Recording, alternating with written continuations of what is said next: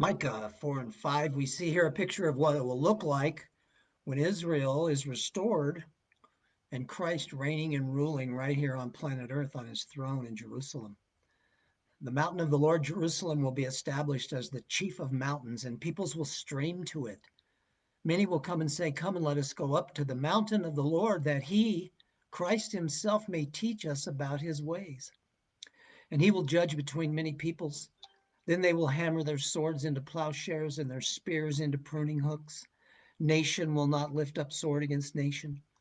This is a time of peace under the Prince of Peace, but people will still have a choice as to what they will do with Jesus."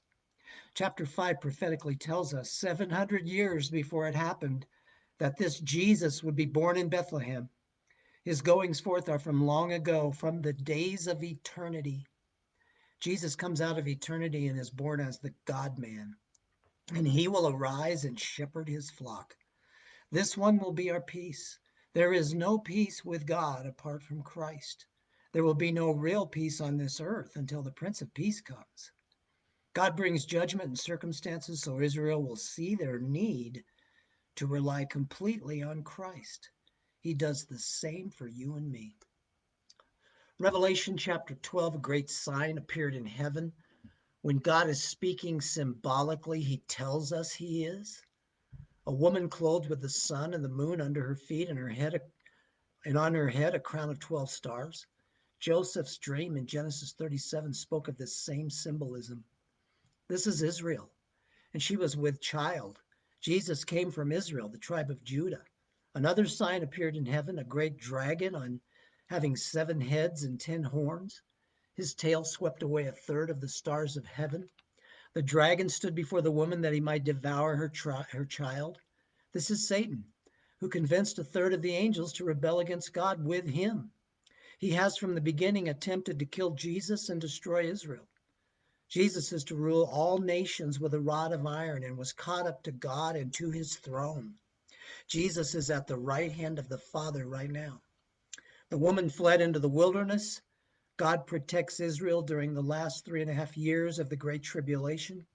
The archangel Michael and his angels wage war against Satan and his demons and throw them down to earth, as there is no longer a place for them in heaven. It is not clear exactly when this takes place, but we know for a time that Satan is allowed to hang around and even accuse folks before God. Remember that God and Satan had a conversation about Job. God saying to Satan, "Have you considered my servant Job?" Then John heard a loud voice in heaven. "Now the salvation and power and the kingdom of our God and the authority of his Christ have come. For the accuser of the brethren has been thrown down, he who accuses them before God day and night." There comes a time when Satan is no longer allowed to do this, and he's no longer given access. And they overcame him because of the blood of the Lamb and because of the word of their testimony. And they did not love their life even when faced with death.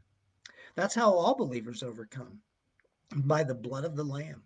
Our testimony is that we have come to faith in him and his shed blood. It has absolutely nothing to do with our performance. For this reason, rejoice, O heavens, and you who dwell in them.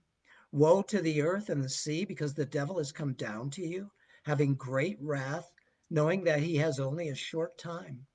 Satan is allowed to turn it loose during the tribulation. He will crank up the heat in persecuting Israel, but God will protect her. He cranks up the heat on all who keep the commandments of God and hold the testimony of Jesus. It's time right now to come to faith in Christ.